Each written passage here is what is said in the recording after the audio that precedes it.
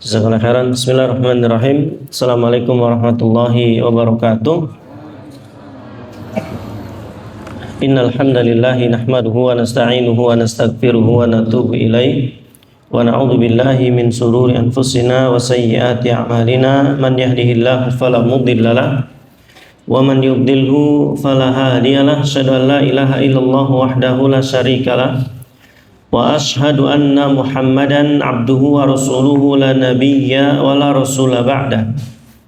Qala Allah ta'ala fi kitabihil karim, ya ayyuhalladzina amanu taqullaha haqqa tuqatih wa la tamutunna illa wa antum muslimun. Wa qala ta'ala, ya ayyuhan nasu taqu rabbakumul ladzi khalaqakum min nafsin wahidah wa khalaqa minha zawjaha wa batha minhuma rijalan katsiran wa nisaa'a wattaqullaha alladzi tasaaluna bihi wal arham innallaha kana 'alaikum raqiba.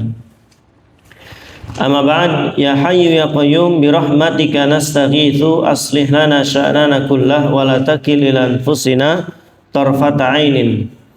Allahumma inna nas'aluka ilman nafi'a wa rizqan tayyiba wa amalan mutaqabbala. Allahumma anfa'na bima 'allamtana wa 'allimna ma yanfa'una wa zidna ilma. Allahumma inna na'udzubika min ilmin la yanfa' wa min qalbin la yakhsha' wa min nafsin la yashba' wa min da'watin la yustajabu lahu. Amma ba'd. Ikhwani fillah, azakumullah wa iyyakum jami'an. Teman-teman semua, Bapak Ibu sekalian yang semoga Allah Subhanahu wa taala memberkahi kita. Memuji Allah Subhanahu wa taala adalah satu kewajiban yang wajib kita laksanakan di setiap kondisi, karena Nabi yang mulia sallallahu alaihi wasallam tetap memuji Allah di seluruh kondisi. Kondisi baik beliau mengucapkan alhamdulillahi rabbil alamin, alhamdulillahi alladzi bi ni'matihi tatimmus salihah, alhamdulillahi alladzi hadana li hada wa ma kunna linahtadiya laula an hadanallah. Dalam kondisi-kondisi yang baik tetap memuji Allah. Begitupun dalam kondisi-kondisi yang beliau jumpai yang secara manusiawi enggak enak, sakit, musibah dan semisalnya, ternyata beliau pun tetap memuji Allah Subhanahu wa taala. Alhamdulillahi ala kulli hal. Segala puji bagi Allah Subhanahu wa taala atas segala hal, atas segala kondisi, atas segala keadaan. Dan inilah yang wajib kita lakukan setiap hari apapun kondisi kita, maka tetaplah memuji Allah Subhanahu wa taala. Pertanyaannya, apakah ketika kita menjumpai sesuatu yang tidak enak bagi kita tetap muji Allah? Iya, karena kata Allah, wa asa an takrahu syai'an wa huwa khairul lakum.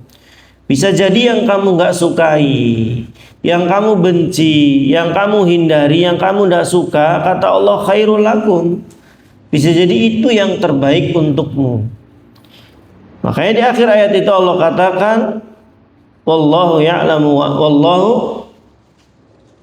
ya'lam wa antum la ta'lam.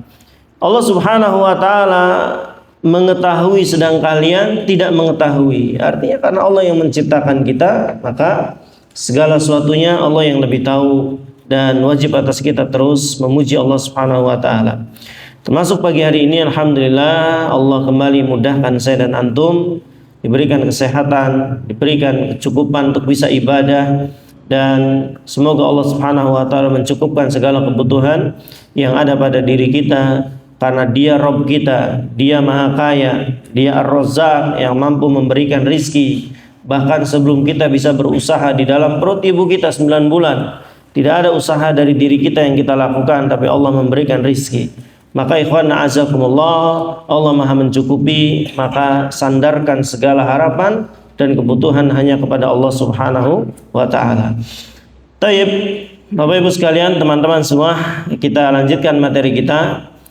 Kita masuk ke dalil terakhir yang dibawakan oleh penulis, ya, tentang masalah ya kesyirikan menyembelih untuk selain Allah. Sudah 3 dalil seingat saya yang sudah kita bawakan, ya, 3 atau 2 dalil ya tentang haramnya menyembelih untuk selain Allah Subhanahu wa taala, ya. Dan tidak perlu saya ulangi lagi tentang masalah perincian-perincian itu, nanti antum bisa lihat aja di rekamannya. Bismillahirrahmanirrahim. Qala al-muallifu rahimahullah ta'ala, berkata muallif, semoga Allah meridhai beliau, pengarang kitab ini, beliau membawakan sebuah dalil dari sahabat Thariq bin Syihab. Saya bacakan dulu secara lengkap teman-teman. Wa an Thariq bin Syihabin anna Rasulullah sallallahu alaihi wasallam qala, dari Thariq bin Syihab, sesungguhnya Nabi sallallahu alaihi wasallam beliau bersabda. Saya bawakan dari awal aja penjelasan ini, ikhwan. Riwayat ini diperselisihkan oleh para ulama apakah ini hadis Nabi atau ucapan Salman Al-Farisi. Ya. Kenapa? Ya karena ketika itu Salman Al-Farisi menyampaikan perkara-perkara ini dan ternyata tidak dari Nabi Shallallahu Alaihi Wasallam. Mauquf sampai Salman Al-Farisi, terhenti sampai Salman Al-Farisi. Ya, cuman memang yang menjadi masalah di sini kan ada informasi ada orang masuk surga, masuk neraka. Kan informasi masuk surga, masuk neraka nggak bisa diketahui kecuali dari jalur apa? Wahyu, nggak bisa. Informasi ada Bilal sendalnya sudah di surga kan dari wahyu Nabi. Ya, dari wahyu Allah ke Rasulullah Sallallahu Alaihi Wasallam. Ala kulli hal, secara sanad memang sampai Salman Al-Farisi, tapi secara makna ini betul dari Rasulullah Sallallahu Alaihi Wasallam sehingga kita bisa pakai. Ya, lalu nanti faedahnya banyak sekali, diantaranya ya kok nggak pura-pura aja, kan namanya pura-pura itu nggak dianggap dosa sampai masa mau dibunuh. Ya, bukankah pura-pura dalam agama Islam kalau dipaksa itu apa? Tidak dosa. Nanti kita jelaskan insyaallah. Baik, kita lanjutkan dulu. Dakhalal jannah rajulun fi dhubab. Ya, ada seorang laki-laki ya masuk surga fi dhubab karena seekor lalat. Ya, binatang yang enggak berharga, binatang yang tidak bernilai. Ada enggak yang jual beli lalat? Hah? Langka ya. Nyamuk masih ada yang jual beli, ada nggak? Ada, ya. Nyamuk-nyamuk yang sudah di Jogja kan pernah waktu itu ada apa namanya kayak nyamuk malaria gitu, ya. Lalu dimodifikasi lah, disuntik apa, dikasih makan apa sehingga nyamuk-nyamuk jantan ini ketika membuahi nyamuk betina ini nggak jadi nggak ada perkembangan intinya. Berarti ada yang jual beli nyamuk lalat kayaknya belum ada. Ya artinya binatang yang nggak berharga maksud saya, binatang yang ya tadi tidak bernilai, tidak berbobot, ternyata bisa memasukkan manusia ke dalam surga. Kok bisa? Lalu beliau melanjutkan bahwa dakhalan nar rajulun fi dhubab. Ada juga laki-laki yang masuk neraka karena seekor lalat. Faqalu, maka sahabat bertanya, wa kaifa dzalika ya Rasulullah? Kok bisa itu terjadi? Ada orang laki-laki seekor lalat doang kok biasa bisa masukkan manusia ke dalam surga. Makanya di sini ya nanti salah satu pelajarannya, kalau binatang yang tadi tidak berharga saja yang mampu memasukkan orang ke dalam surga atau neraka, bagaimana kalau seandainya hewan ini hewan yang secara harga ada, secara bagusnya juga ada, ya ayam kah, kambing kah, sapi kah, kerbau kah, atau burung kah, yang semisalnya. Ini kan jauh lebih berharga ketimbang seekor lalat. Ya, paham maksudnya? Lebih-lebih lagi. Sama ketika bicara orang mau ngasih sedekah, ya pilih-pilih ini enggak. Yang ngasih minum anjing aja masuk surga kok.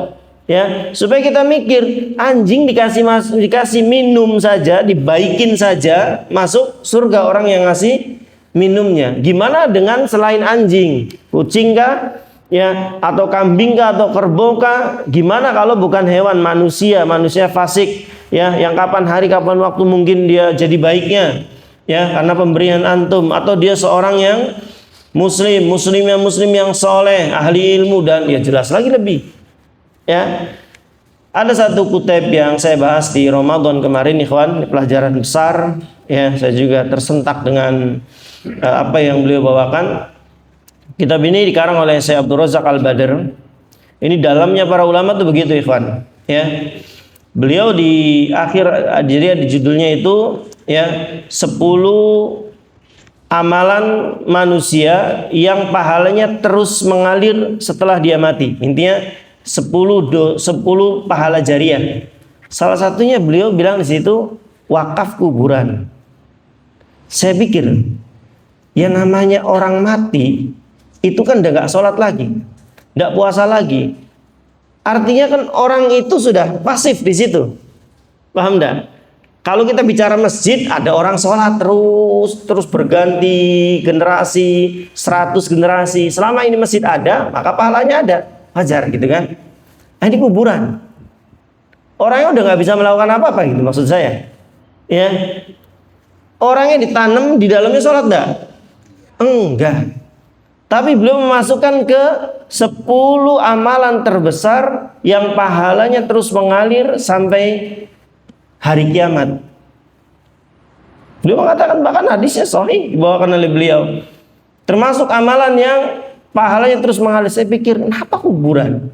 Kenapa enggak rumah sakit gratis? Kenapa enggak sekolah gratis? Kenapa enggak yang buat nampung lansia tuh? Panti. Ya kan generasi atau masjid yang jelas-jelas. Paham? Ya. Oh, jawabannya tahu.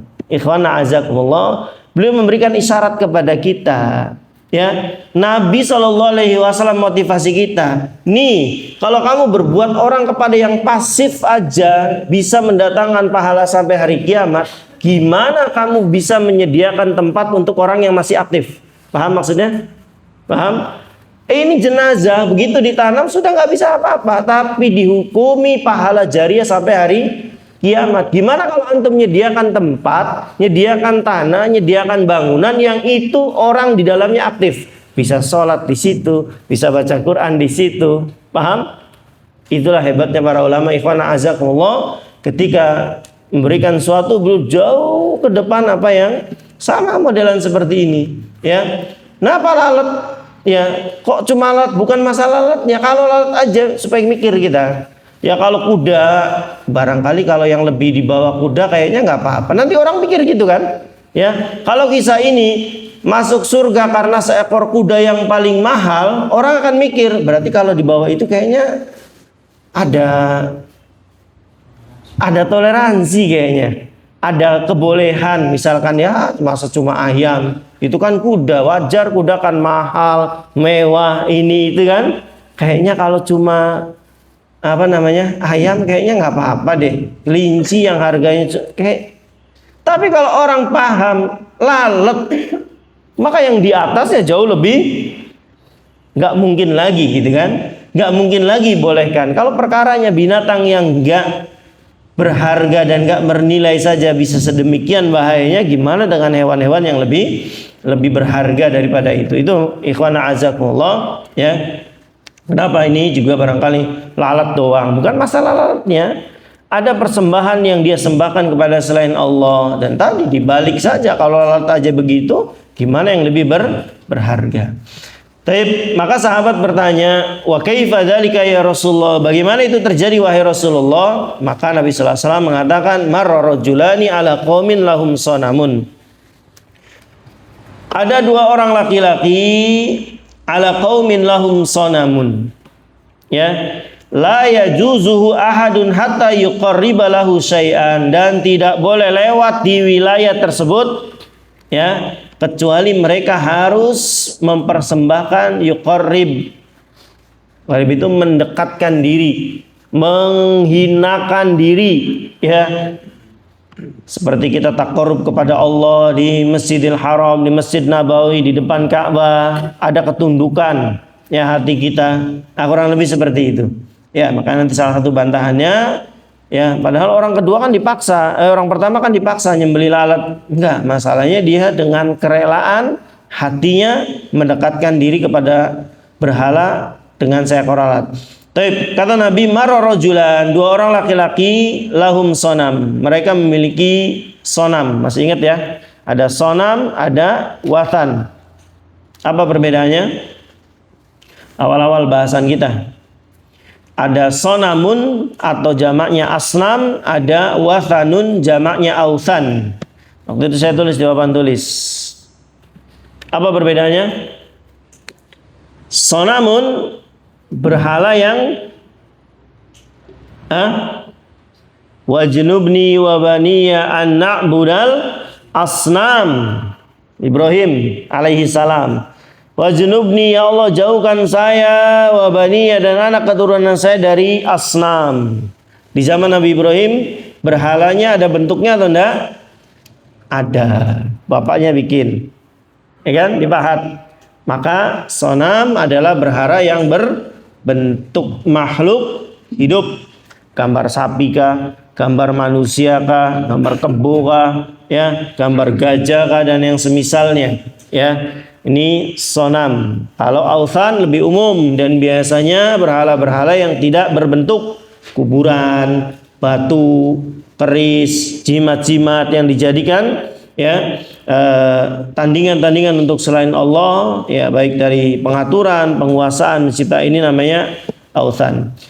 Nah, berarti kaum ini punyanya berhala yang berbentuk karena namanya sonam. Dan mereka punya aturan la yajuzu ahadun hatta yuqarriba lahu syai'an. Ada poin penting ikhwan yang mau saya sampaikan. Mereka semangat banget dalam kesesatan sampai nungguin orang lewat untuk supaya berbuat syirik. Saya ulangi. Kaum ini sabar banget, tekun banget, ulet banget dalam kemaksiatan. Ya, nungguin orang yang lewat supaya berbuat syirik dengan mereka. Paham maksud saya? Maka kita yang dalam kebaikan, ya, harusnya jauh lebih semangat, harusnya jauh lebih tekun, jauh lebih sabar dalam kebaikan tersebut. Kenapa saya katakan ini? Sebagian manusia ikhwan tidak sabar. Pengajian sejam, kapan selesainya? Kapan selesainya? Misal nggak di sini. Insya Allah di sini sudah nggak ada yang lihat jam. Soalnya beli laki jamnya nih gurih, maksud gini kan? Ya, kayak kalau di sini Mas Tafid ngeliatin jam aja mas. Iya. Sabar ikhwan. Ini orang ya rela nungguin satu persatu orang yang lewat dan nyuruh orang yang lewat itu untuk nyembah berhala mereka. Di atas uletnya mereka. Lah kita ikhwan azakumullah yang berbuat baik apa saja sabar, ya. Saya pun sabar ngadepin berbagai macam mad'u, ada yang begini, ada yang begini, ada yang begini, ya sabar. Nggak bisa diposisikan sama. Antum pun sabar ngadepin ustaz-ustaz yang kesini, ustaz fulan begini, ustaz fulan begini, sabar, ya. Kalau ustaz ini begini, kenapa ini nggak bisa begitu? Paham? Kita harus lebih sabar ya dalam kebaikan. Ini orang-orang kafir sabar. Atau antum kalau nanti kita lewat di zaman Nabi Nuh ya, sabarnya setan. Nunggu ya bukan puluhan tahun lagi, nunggu generasi yang bikin patung ini mati baru cicit cucutnya digoda. Ya kalau dikasih umur, ya mereka kan umur panjang. Yang Nabi Nuhnya aja 950 tahun. Anggaplah umatnya nggak jauh dari itu. Ya kalau satu generasi mereka nunggu, ya 900 tahun aja mereka nunggu anaknya, nunggu cucunya, berarti kan ribuan tahun mereka sabar nunggu di atas kesesatan. Paham? Kadang kita ikhwan azakumullah sholat lama dikit, ya. Ya, kita juga kadang seorang dia harus paham memang ikhwan. Kita juga harus paham memang di mana kita bicara, di mana kita harus lama, di mana kita harus percepat. Ya kayak antum misalkan istirahat cuma jam Sabtu, ya ustadz yang datang ke sini harus ngerti. Ya, ada waktu istirahat, ada waktu untuk makan siang, ada waktu untuk gagoleran sedikit gitu kan. Jangan sampai khutbahnya selesai di angka 10, sholatnya di angka setengah 12. Assalamualaikum, bela langsung ada begitu. Atau di tempat-tempat artinya ikhwan kita pun paham, maka sabar di atas segala sesuatu itu sabar. Ini orang-orang orang kafir, orang-orang pelaku kejahatan mereka sabar. Maling aja sabar kok. Apa mereka langsung geratak masuk rumah? Enggak, diawasi dulu. Pura-pura lewat dulu, modal bensin dulu untuk muter-muter, ya kan gitu. Ya, mereka pun begitu dalam kemaksiatan. Maka kita ikhwan yang dalam kebaikan harus lebih sabar. Apa saja, ya, apa saja dalam kebaikan itu. Ngantri kamar mandi di tablik akbar, ya sabar, sabar. Ya, keluar masjid, ya rebutan, ya, apa namanya, ngantri habis kajian besar, sabar. Apa saja, ya. Ini faedahnya, ikhwan a'azakumullah, mereka bersabar di atas kemaksiatan, nah kita sabar di atas ketaatan. Taib, mara rajulani ala qaumin lahum sanamun la yajuzu ahadun hatta yuqarriba lahu syai'an. Mereka punya aturan enggak boleh lewat seorang pun hatta yuqarriba, sampai mereka mendekatkan diri taqarrub kepada berhala mereka syai'an, dengan apapun, bebas. Di sini bentuknya umum, ya, nakirah, umum, bebas, apapun boleh, ya. Bawa kuda silakan kudanya disembelih, ayam silakan, ya. Lalu kata para penyembah berhala ini, faqalu li ahadihima, maka ada orang lewat dan dicegat, ya, tadi punya aturan nggak bisa lewat kecuali mempersembahkan sesuatu. Maka mereka mengatakan kepada laki-laki pertama, qarib, ya, dekatkan dirimu, persembahkan sesuatu untuk berhala kami. Maka dia menjawab, laisa indi syai'un nuqarrib, saya enggak punya sesuatu untuk saya dekatkan. Jawabannya begitu, saya enggak punya sesuatu. Berarti kalau punya dia siap, kan gitu, ya. Kenapa sih kamu enggak ikut-ikutan mabuk-mabukan? Saya punya penyakit lambung. Dosa orang ini. Kenapa? Hah? Yang mencegah dia tidak minum khamr adalah penyakit lambung. Harusnya ngomong gimana? Allah haramkan khamr untuk kami umat Islam. Jawaban mendatangkan pahala. Ya. Kenapa kamu nggak zina? Lah kasih gelem nih kita. Berarti kalau ada maksudnya, enggak, zina haram bagi kita umat Islam dan seterusnya. Laki-laki ini bukannya bilang haram ini perbuatan sih. Nanti laki-laki kedua buktinya jawabnya begitu maksudnya. Ya, laki-laki kedua begitu ditawarkan, enggak, saya enggak akan pernah beribadah kepada seorang pun selain Allah. Sudah mau saya bawa mau enggak bawa, saya enggak akan pernah beribadah kepada selain Allah. Gitu. Kalau laki-laki pertama jelas dari awal aja udah ada kerelaan, ya. Jadi orang-orang yang berdalil dengan hadis ini bahwa tuh buktinya, ya, orang itu masuk neraka padahal dalam kondisi terpaksa, berarti tidak ada uzur dalam keterpaksaan, ya, salah. Orang pertama ini melakukannya bukan karena terpaksa.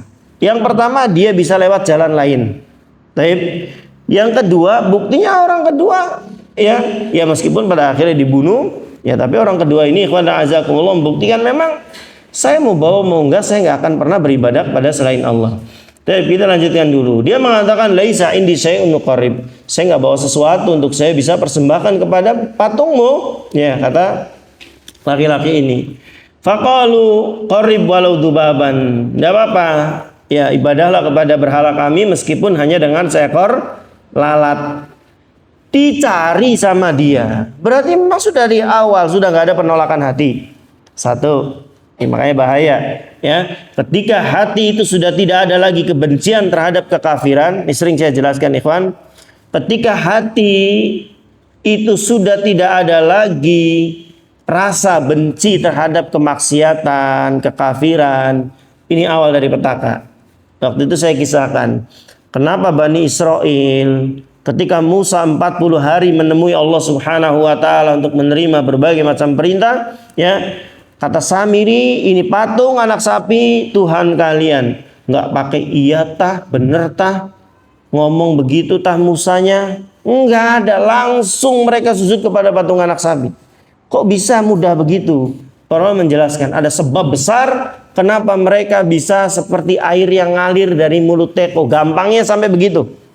nggak ada sendatan sama sekali, nggak ada babi, bu, bebu, nggak ada a, i, u, e, o, langsung sujud saat itu Bani Israel kepada patung anak sapi. Kenapa? Sebabnya satu, mata mereka terlalu lama dan telah terbiasa melihat kemaksiatan yang dilakukan Fir'aun, ya, penyembahan terhadap Fir'aun dan penyembahan terhadap berhala sudah lama banget.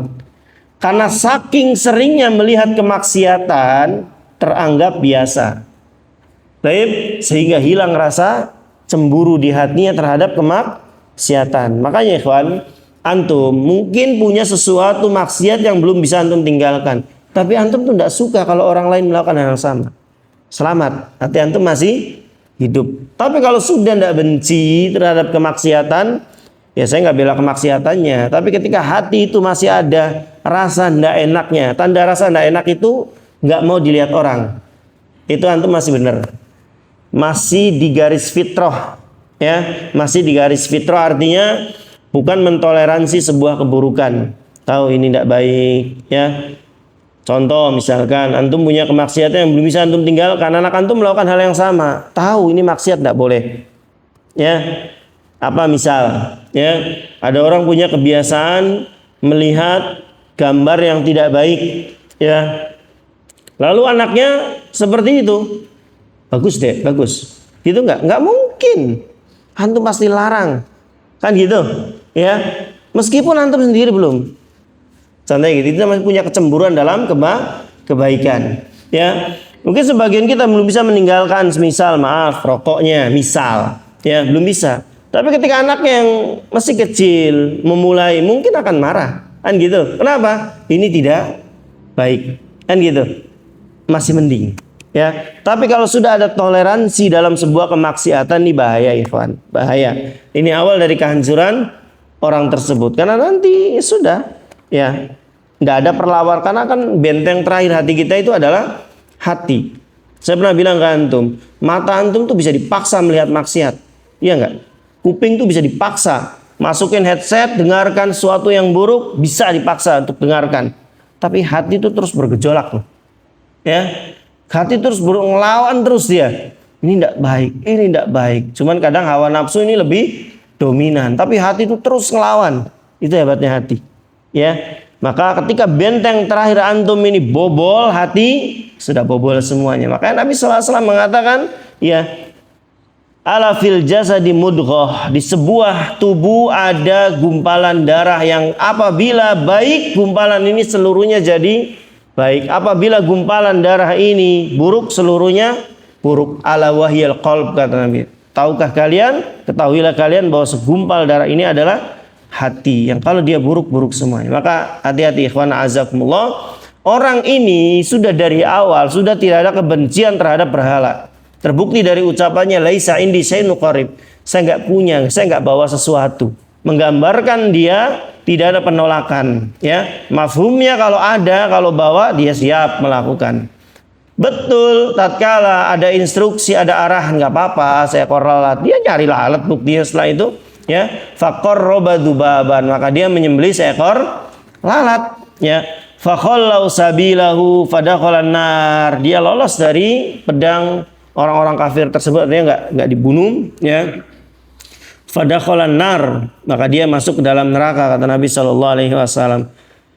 Fadakhalan nar ini informasi wahyu. Tadi saya katakan di awal, menunjukkan bahwa Salman Al Farisi nggak mungkin ngarang-ngarang cerita, ya. Apalagi ini berhubungan dengan masuk dan, ya, tidaknya orang ke dalam surga dan neraka. Ya, mesti ini berdasarkan wahyu. Maka di sini fadakhalan nar, ya, maka laki-laki ini masuk ke dalam neraka. Wa qalu li akhar, ada lewat lagi satu orang, dicegat lagi, qarib, dekatkan dirimu, persembahkan sesuatu untuk berhala kita. Orang kedua jelas, langsung tegas dari awal. Ma kuntu li uqarriba li ahadin syai'an dunallah. Ya, ma kuntu liqarriba li ahadin syai'an dunallah. Saya tidak akan pernah mendekatkan diri kepada seorang pun selain Allah. Saya nggak akan tunduk kepada seorang pun selain Allah. Saya tidak akan pernah menghinakan diri kepada seorang pun selain Allah. Udah dikat dari Allah. Enggak. Ya. Urusan bawa atau tidak beda lagi. Saya nggak mau dari awal. Maka nggak pakai AWO fadorobu unukahu, maka langsung dipenggal. Tapi kata Nabi SAW, fadakhalal jannah. Maka orang tersebut masuk ke dalam surga. Nah, maka ikhwan azakumullah wa iyyakum jami'an, ini menunjukkan bahwa ya yang dinilai itu pada niatnya. Orang pertama meskipun lalat tapi niatnya memang sudah siap ya sujud dan semisalnya kepada berhala ini, artinya mendekatkan diri kepada berhala ini. Maka ikhwan azakumullah, ada pelajaran yang sangat banyak di hadis ini ya yang kita bisa ambil. Pelajaran yang pertama, yang menjadi patokan bukanlah kualitas ya ataupun kuantitas. Yang menjadi patokan bukanlah kuantitas, maaf ya. Bukanlah kuantitas ya, banyak ataupun sedikit ataupun dari segi bagus enggaknya, tapi yang jadi patokan dalam ibadah adalah ketundukan hati. Ya, makanya kata Nabi sallallahu alaihi wasallam, wa rubba amalin saghirin tu'azzimuhu an-niyah. Berapa banyak amalan itu kecil, pahalanya jadi besar karena niatnya besar. Ada masjid dibangun, pengen banget nyumbang 100 sak semen. Qadarullah mobok celengan, duitnya cuma 55. Beli jejak bisa 60 ya, 55. Dapat semen 1 sak. Tapi pengen banget nyumbang 100 sak. Pahalanya yang mana? 100 sak atau 1 sak? 100 ikhwan. Innamal a'malu binniyat. Inilah Islam. Ya, makanya punya angan-angan tuh yang besar. Saya ingin bangun masjid yang paling besar di pinggir jalan di kota Cirebon dengan fasilitas punya kamar sekian untuk fisabilillah, ya, untuk orang-orang yang safar dan seterusnya. Ini niat yang besar. Ya, kalau nggak terlaksana, antum dapat niat baik yang besar. Jangan tidak punya keinginan seperti ini. Ya, taib. Jadi yang menjadi patokan itu bukan banyak atau sedikit, tapi niat yang ada dalam hati. Atau sebaliknya, kata Rasulullah SAW, wa rubba amalin kabirin tusaghiruhu an-niyah. Berapa banyak pahalanya, amalannya itu besar. Besar haji, puluhan juta dia keluarkan, bahkan ratusan juta dia keluarkan. Niatnya kecil, pengen mencantumkan tulisan satu huruf di depan nama, Haji Cafid. Amin. Ya, Haji Cafid, pengen itu. Ya kalau orang memanggil kita itu terserah saja, tapi niat kita tentu menjaga kondisi-kondisi seperti itu. Ini rubba amalin kabirin tusaghiru an-niyah. Berapa banyak amalan besar, kecil pahalanya karena niatnya yang kecil. Ngasih makan 1000 orang, niatnya pengen dipuji, ya dapat segitu. Kan gitu. Maka niatnya yang besar dan hati-hati tentang masalah seperti ini. Jadi yang menjadi patokan bukan kuantitas banyak dan sedikitnya, ya, tapi kualitas dari ibadah tersebut juga niat yang ada di dalamnya. Ya, seperti beberapa sahabat, mereka unggul bukan karena amalan-amalan yang besar, ya, sebagaimana yang pernah saya kisahkan, si sahabat Julaibib, mana amalnya? Ya, mana jihadnya, mana sedekahnya, enggak ketemu.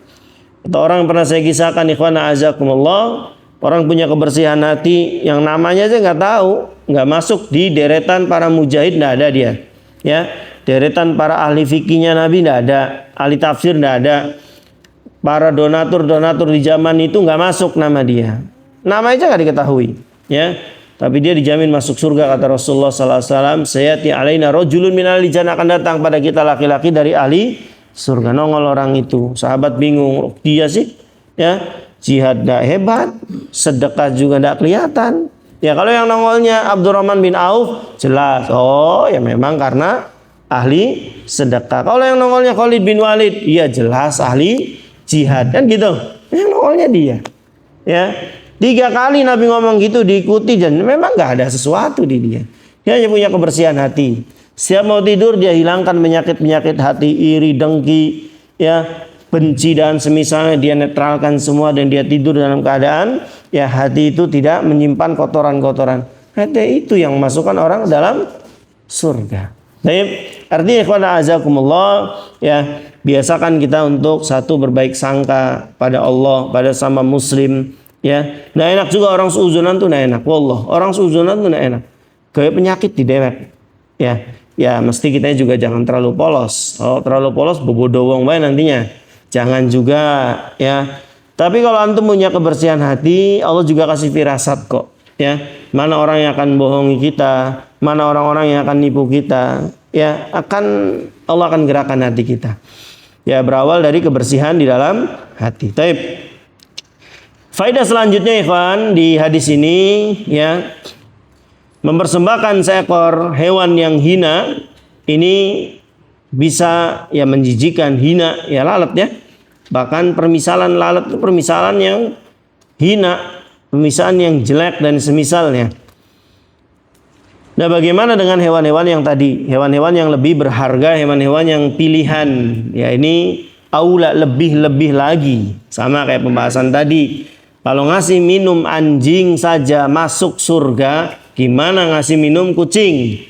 Gimana ngasih minum kuda perang? Gimana ngasih minum unta yang bawa perlengkapan perang? Gimana ngasih minum manusia? Gimana ngasih minum manusianya yang sholat? Gimana minum manusianya yang ahli ibadah, ahli ilmu dan seterusnya? Kan gitu.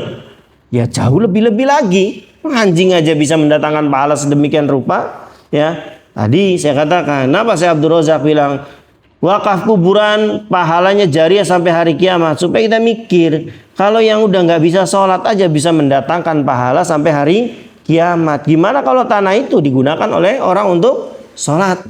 Ya, gimana kalau bangunan itu digunakan untuk belajar, mengajar dan seterusnya? Paham? Sama, ini pun sama. Jangan bilang lalatnya. Masalahnya lalat aja begitu. Gimana dengan kebo yang dilarung, kebo atau sapi yang dilarung ke laut, Bu? Ya, ada ayam yang disembeli, ya belum dukun-dukunnya ini minta persembahan dan seterusnya. Lanjut ikhwan fillah azakumullah, ya. Di hadis ini juga ada penjelasan bahwa yang dinilai itu ikhwan azakumullah pada akhir dari kehidupan seorang. Ya mungkin dua orang ini awalnya nggak sampai titik ini. Tapi akhir dari hidup mereka lah yang menentukan bahwa mereka ke surga atau ke neraka. Ya, makanya di riwayat ini dijelaskan satunya masuk surga dan satunya masuk ke dalam neraka. Faedah selanjutnya, jangan pernah meremehkan kesyirikan. Apa saja, serang syirik kecil. Ya, makanya saya dari awal ketika saya nulis di ini, tolong nih, jangan fokus ke kecilnya. Kecil, syirik kecil dan syirik besar ini untuk klasifikasi aja. Kan itu saya katakan. Sampai saya garisin pinggir-pinggir tuh untuk membedakan syirik besar keluar dari Islam, syirik kecil tidak. Syirik besar menghapus seluruh pahala, syirik kecil menghapus pahala yang sedang dia kerjakan. Syirik besar orangnya kekal dalam neraka, syirik kecil tidak. Untuk klasifikasi ini aja sehingga hukum itu tidak tercampur. Itu aja. Tanpa membedakan langsung syirik kecil. Enggak, ikhwan. Ya, apalagi yang melakukan ini syirik besar. Cuma saya kalau alat bisa tadi, ya, bukan masalah alatnya, tapi ada persembahan, ya, ada aliran darah yang dipersembahkan kepada selain Allah. Jadi jangan pernah meremehkan. Apa saja kemaksiatan dikit-dikit lah, cuma lirik doang. Ayu soalnya Ustaz. Ya sekarang lirik terus menikmati. Apalagi balas pandang dianya. Kayaknya pria berjenggot itu ngelirik saya terus deh. Balas lagi liriknya. Mas Hafid, ada tai lalatnya lagi di sininya misalkan. Antum berarti. Ya, cakep kalau senyum, Masya Allah. Apalagi pas ngimamin suaranya, waduh. Ya, bikin, ya sudah, gayung bersambut. Ini akibat perkara sepele dari lirikan-lirikan yang dianggap ya tadi perkara sepele. Jangan ikhwan, bagaimanapun tetap kemaksiatan, ya tidak akan ada tumpukan sebuah pasir yang menggunung kecuali berawal dari hal-hal yang kecil-kecil yang menjadi satu. Taib. Dan saya pikir ikhwan, kalau antum pernah dengar hadis tentang 99 dosa, yang satu dosanya jauh mata memandang, atau orang punya dosa sepenuh bumi, Kalau Anda pikir ya, apa ada ya manusia zina tiap hari 24 jam kali sebulan kali setahun? Nggak mungkin kan? Ya. Atau ada orang bunuh orang tiap jam mesti ini dosa-dosa jariah. Sekali melakukan dicontoh yang lain, nyontoh yang lain. Antum sekali dilihat orang, oh ternyata boleh. Itu buktinya yang udah ngaji, yang udah jenggotan aja melakukan itu. Yang niru dua orang ditiru lagi 10 niru 10 ditiru 100 ditiru 1000, habis antum. Oh saya sekali perasaan buat maksiat ini, dilihat dua orang dilihat 10 dilihat 100 dilihat 1000. Ya, makanya sampai ada dosa yang anak-anak sama ya membumbung tinggi sampai mendekati langit. Ada biqurabil ardi khotoya, dosa sepenuh bumi. Ada 99 catatan, satu catatan sejauh mata memandang, kalikan ini dosa orang ngapain gitu tuh. Ya, sampai dosa sebanyak ini. Ya, kemungkinan dosa-dosa jariah yang mereka lakukan sehingga tadi ya ada tumpukan ya mungkin dari perkara sepele yang tadi kita contohkan. Maka hati-hati ikhwan a'azakumullah, apalagi kita orang diikuti, hati-hati ya. Tapi ikhwan a'azakumullah, kita lanjutkan faedah selanjutnya yang kita bisa ambil ya, bahwa amal itu tergantung pada akhirnya.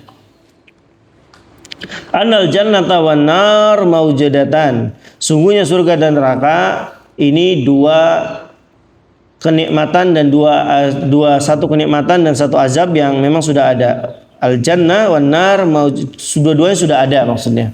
Ya, dua-duanya sudah ada, hanya memang diikhtilafkan apakah sudah berpenghuni ataupun tidak. Ya, kalau surga dan nerakanya sudah ada, sudah Allah ciptakan, karena dalam Al-Quran Allah katakan uiddat lil muttaqin. Saya sudah siapkan untuk orang yang bertakwa surga. Ya, berarti sudah ada. Tapi permasalahannya apakah ini sudah berpenghuni atau tidak? Ini yang diikhtilafkan. Sebagian yang mengatakan sudah ada penghuninya. Itu waktu Nabi Isra Mi'raj, Nabi kan dikeliling. Oh, di surga tuh ada kenikmatan ini, ada bangunan ini, ada sungai ya lebih putih dari susu, lebih manis dari madu.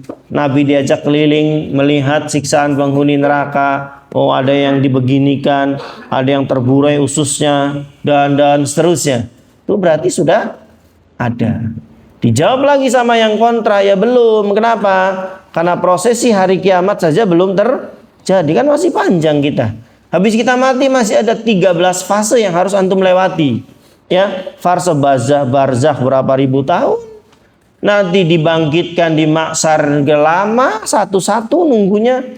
Ya, kalau satu orang umurnya cuma sehari mungkin cepat. Dan satu orang ada yang 1000 tahun, ya, ada yang 100 tahun, ada yang 80 tahun. Yang dinilai kita umat Rasulullah didahulukan.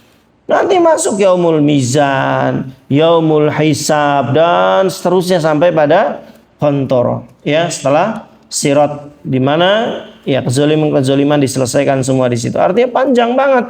Nah, ini belum ada penghuninya. Maka dijamak ya antara pendapat-pendapat ini, maka disimpulkan bahwa yang dilihat Nabi siksa dan kenikmatan surga itu adalah gambaran saja. Calon-calon gambaran nih yang masuk surga nanti dapat ini.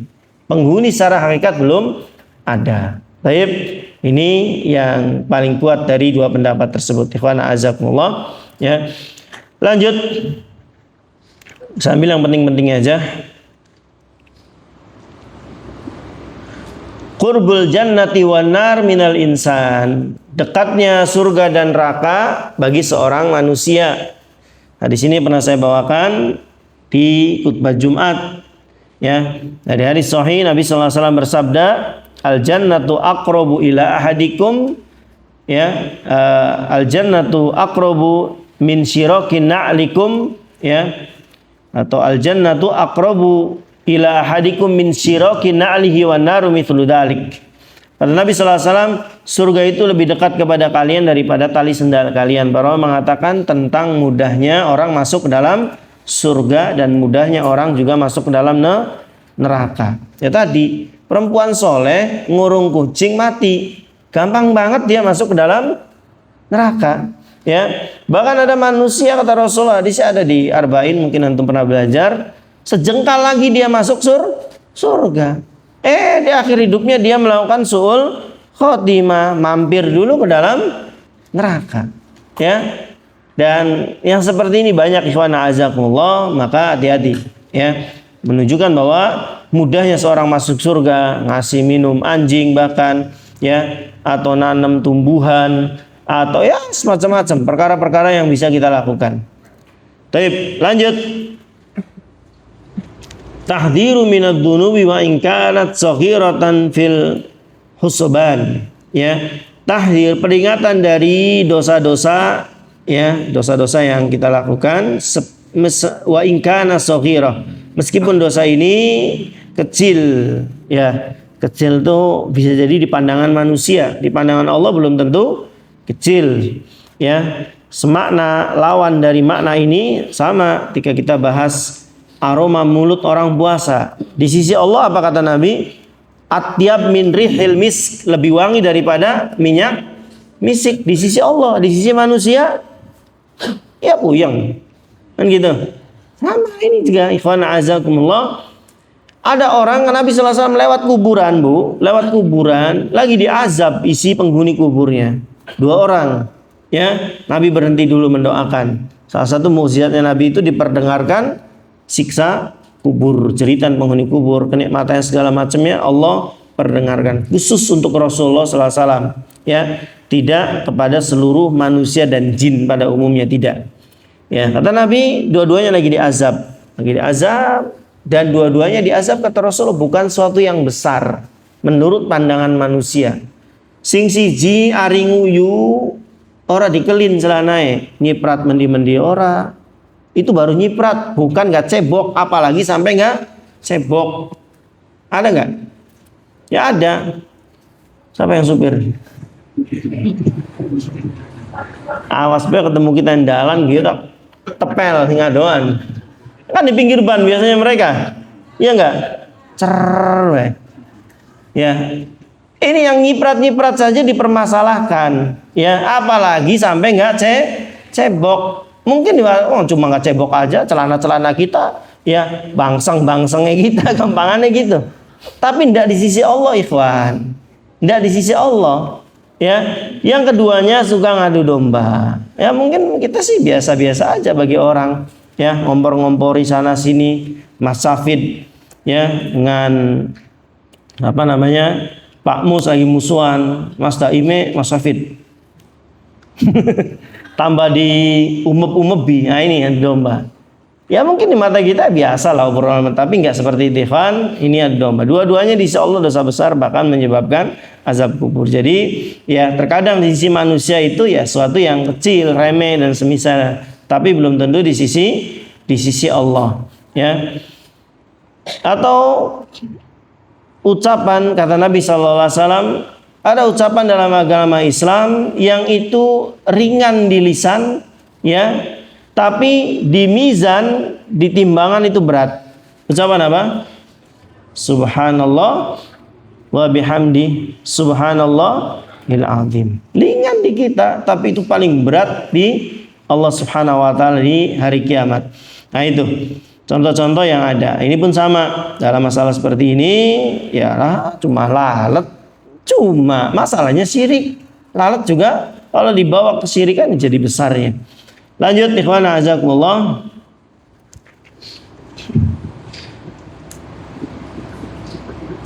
Nah, ini sudah annal a'mala bil khawatim. Sungguh amal tergantung pada. Sudah kita sampaikan semua faedah-faedah yang ada. Insyaallah pekan depan kita masuk ke bab yang baru, ya. Tentang wasilah. Kalau bab ini tujuannya udah salah, memang sudah bukan untuk Allah. Tapi kalau di bab setelahnya, ya, ini wasilah. Orang yang nyembelihnya untuk Allah, cuman ya nanti ini jadi wasilah berbuat kesyirikan. Ya, maka hati-hati. Taib. Mungkin sampai sini dulu ikhwan, masih ada waktu kurang lebih 10 menit, barangkali mau bersoal jawab atau pertanyaan-pertanyaan ini di luar materi juga boleh, tapi utamakan di materi dulu, baru setelah itu di luar materi. Silakan. Ya, silakan buat teman-teman yang di depannya dari ibu-ibu atau bapak, silakan. Bapak sudah ada bapak, silakan bisa dibuatkan ibu-ibu yang ingin bertanya. Ada? Ya, tentang dosa jelek ada. Ibu-ibu ada? Nggak ada. Ya, silakan masuk dulu. Terima kasih, Ted. Nah, Yang setiap hari keluar jalan raya untuk menjaga dosa pandangan itu yang susah. Karena setiap hari lewat ada orang cantik, ada penasaran. iya. Nah, bagaimana cara mengatasinya? Apa cukup dengan istighfar? Pertanyaan antum ini lebih baik yang berat banget, Mats. Kayak gini tuh saya juga kayaknya kena ini nih. Iyalah itu ikhwan azam, tapi Islam itu masya Allah baik banget. Pandangan pertama yang tidak disengaja, ayo. Kalau tetap gini, kalau orang Indonesia bilang sebelum ketip masih belum dicatat dosa, jadi gini, nggak ada begini. Yang ada lagi gini, setes, ayo. Sudah palingkan. Kalau balik lagi ya itu baru dianggap dosa. Jadi pertama itu tidak dicatat dosa. Masuk dari kategori la yukallifullahu nafsan illa usah. Yang katon mungkin kan naik motor gini, tidak mungkin. Ya, apalagi di lampu merah, Mas. Hati-hati. Ya. Masalahnya perempuan sekarang spion tuh bukan untuk dalam belakang, beneran. Si J ngaca, si J untuk nyenter mukanya. Saya tahu dari mana, yaitu di lampu merah, katon, gitu kan? Sambil nunggu gini, oh iya ayu, gitu kan? Tapi sudah dipalingkan, ya dipalingkan. Tadi rahmatnya Allah itu tidak mencatat dosa-dosa kita yang memang kita tidak sengaja untuk melakukannya, seperti pandangan pertama itu. Ketika diikuti pandangan kedua dan seterusnya, maka ini dianggap dosa, apalagi sampai dibenarkan oleh apa? Kemaluannya. Maka ini bertambah dosa. Ya. Jadi ya itu tidak termasuk perkara-perkara yang dianggap dosa oleh agama kita, karena suatu yang tidak disengaja. Cuman ya itulah memang kondisi sekarang itu seperti itu. Ya, kondisi sekarang seperti itu. Tapi wallahu alam, ada lagi? Jadi ya tentang dosa jahat dari bagaimana bagi orang yang sudah terlanjur melakukan dosa jahat untuk bisa memutus rantai dari jarinya, apalagi kalau orang tersebut sudah meninggal. Antumnya ngelakuin apa? Oh barangkali. Di masa lalu ada Iya. foto-foto yang membuka orangnya. Astagfirullah. Betul. Dia tidak hijrah, dia nggak sadar kalau dia posting foto-foto yang membuka orangnya. Dan foto tersebut dipublish, dilihat banyak orang. Iya. Sampai hijrah, sampai dia meninggal dunia. Bagaimana cara dia untuk memutus dari atas? Taib, ikhwan a'azakumullah wa iyyakum jami'an. Pertama, bahwa Allah mencintai orang-orang bertobat dan Allah Maha Pengampun dan Maha Pemaaf. Kita bicaranya tentang kita dengan Allah. Maka sebesar apapun, sekelam apapun, sehitam apapun, kalau kita urusannya dengan Allah, Allah maafkan. Selama taubatan kita taubatan yang nasuha. Ya. Hanya memang ikhwan a'azakumullah, di sebagian kondisi, terutama kita hidup di zaman digital, ya, yang tidak mudah untuk menghapuskan jejak keburukan, ya itu sangat memungkinkan yang seperti ini. Ya, seperti yang diceritakan. Apakah ini orang yang sudah bertobat tetap mendapat dosa? Jawabannya tidak. Ya, karena Allah Subhanahu wa taala berfirman, "Alla taziru waziratu wizra ukhra." Apabila dia yang mengikuti hal semisal, dia sudah bertobat dengan taubatan nasuha, maka orang tersebut tidak mendapat dosa dari orang-orang yang mengikutinya. Asal betul dia sudah taubat dengan taubatan nasuha. Adapun kalau dia masih membanggakan, nih dulu saya seperti ini, dia pada baik kayak begitu. Itu namanya tidak taubatan nasuha, tidak ada rasa penyesalan dengan apa yang telah dia lakukan. Sebisa mungkin ikhwan a'azakumullah, ya, kita usahakan dihapus apa saja. Ya. Dulu enggak ada sih fotonya. Istri saya itu punya Facebook dulu zaman SMA. Saya mau ngapus, ternyata nomornya udah dipakai sama orang Lampung. Saya hubungi orang Lampungnya. Saya bilang saya beli nggak apa-apa kartunya. Ya, karena itu hanya bisa dihapus dengan nomor telepon yang dulu. Dengan nomor teleponnya sudah ganti. Ya sudah, kita clearkan, kita baik-baik, kita nggak niat jahat seperti ini. Asal ada usaha di situ. Nggak ada foto, cuman kan nggak ada pertemanan dengan teman-teman SMA-nya yang laki-laki, dan saya punya prinsip tidak ada toleransi di diri saya dua hal di istri saya. Jangan pernah mengintervensi saya dengan orang tua saya. Yang kedua, jangan pernah membuat saya cemburu. Sudah dua. Ya, tidak dimasak saya makan di warteg, nggak dicuciin saya laundry. Tapi kalau dua ini dilanggar, tidak ada urusan. Taib. Ya, masuk ini, hapus. Gimana caranya? Udah perlu sewa orang yang bisa. 100.000 katanya si Mas Hafid. Ngapus itu Facebook. Sama saya aja dah. Jadi itu nggak termasuk dosa yang dijariahkan karena dia sudah bertobat kepada Allah Subhanahu Wa Taala. Dan ibu-ibu juga sama, ya, hal seperti itu. Dan salah satu bukti kita secara tobat meninggalkan seperti itu, ya. Faedah kemarin kita kajian dengan Ustadz Fatih Jawas hafidhahullah taala. Salah satu faedahnya adalah, ya, kenapa orang yang membunuh 100 nyawa ini disuruh hijrah ke tempat lain. Salah satu faedahnya adalah bukti kita menghindari keburukan adalah dengan menghindari sebabnya. Tapi sebabnya saya ini kalau teman-temannya begini, ya saya jadi begini lagi. Tinggalkan. Itu bukti antum tahu taubat. Saya ini sering terjerumus di medsos, tinggalkan itu. Tinggalkan. Ya, apa saja yang memang nanti antum akan kembali ke seperti itu. Sedikit ikhwan, ada informasi, saya punya nangani satu kasus lah, bukan satu kasus saya, ya. Ada satu rumah yang memang pernah terjadi sesuatu yang nggak baik di rumah itu, ya, perzinahan. Saya bilang itu terjadi sebelum dia dengan suaminya. Saya bilang rumah ini dijual. Kenapa? Karena di sini pernah ada memori yang tidak baik. Siap Ustaz, kami jual. Sudah dijual, kata saya, beli yang baru. Karena bagaimanapun ketika masuk nanti ke kamar ini, dia akan teringat saya pernah berzina di sini. Paham? Saya pernah melakukan maksiat ini. Sama, antum pun sama. Hindari spot-spot yang biasa antum punya maksiat di situ.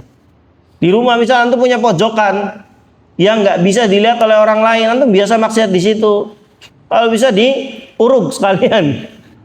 Artinya kalau kita mau benar-benar meninggalkan tuh begitu caranya. Ya, antum nih sering jatuh pada perkara-perkara zina mata kalau ngelihat Facebook, tutup Facebooknya. Gampangannya gitu. Ya, ada semisalnya. Ya, jalan-jalan ke situ untuk membuktikan tadi, untuk saya ini benar-benar, ya Allah, saya tobat. Maka apapun yang saya lakukan dulu, ya, semoga ini bukan menjadi penambah dosa untuk saya. Itu yang bisa kita lakukan Mas Safi, dan terus istighfar kepada Allah. Kan ada 4 yang bisa kita usahakan untuk menghapuskan dosa. 1, taubat. Yang kedua, istighfar. Yang ketiga, banyak memperbanyak amal baik, karena innal hasanat yudhibna sayyi'ah. Ingat, saya pernah bawakan ke antum materi, ada sahabat yang nyium perempuan, bukan istrinya, dicium sama dia. Dia datang kepada Rasulullah SAW, ya Rasulullah, dera saya, pukul saya mau dihukum. Tiba waktu sholat, nanti kita sholat dulu. Selesai sholat, datang lagi, ya Rasulullah, hukum saya. Kata Nabi, Allah sudah nurunkan ampunan. Loh, tobat belum dia? Belum. Istighfar belum? Belum. Kok udah diampuni aja? Kenapa ya? Dia diampuni karena apa? Sholat dia tadi. Paham? Ya, innal hasanat yudhibna sayyi'ah. Ini untuk menetralkan tadi Mas Hafid. Ya, kalau dia dosanya banyak seperti itu, postingan-postingan maksiat, dia harus banyak posting yang baiknya. Paham? Kalau mata ini banyak diakses untuk melihat yang buruk, tobatnya adalah akses yang baik dengan mata. Kuping ini sering dimasukkan hal buruk, maka kafarotnya dia harus dimasukkan kepada hal-hal yang baik, netralkan. Paham? Taib. Yang keempat, ikhwan, setelah tobat syaratnya ketat, istighfar bokatan antum kelalen. Yang ketiga tadi banyak memperbanyak ibadah. Yang keempat, ada satu cara lagi di Islam, yaitu meninggalkan dosa-dosa besar. Nanti dosa-dosa kecil dan dosa-dosa masa lalu Allah ampuni. Ini luar biasa, Allah Subhanahu wa taala Maha Pengampun dan Maha Pemaafnya. Itu yang bisa dilakukan kalau mau memang betul-betul ya. Itulah makanya kita ikhwan azakumullah hati-hati dalam hidup, terutama perkara-perkara yang bakal nanti ditiru orang lain ya. Itu ngajarin orang misalkan cara menang slot, sekali aja ngajarinnya ya. Ternyata dia ngajarin kepada temannya cara menang slot, terus antumnya cuma sekali ngajarinya, dosa slotnya ribuan kali. Nah, ini dosa jariah ya, dan seterusnya. Baik, syukur-syukur setelah itu ada tambahan satu lagi dari saya. Kalau tadi 4 itu dari para ulama, 1 dari saya ikhwan. Kalau memang antum bisa menetralkan lagi ke orang semisal saya dulu pernah ngajarkan kamu slot, itu haram, saya berlepas diri dari sekarang. Baik ya.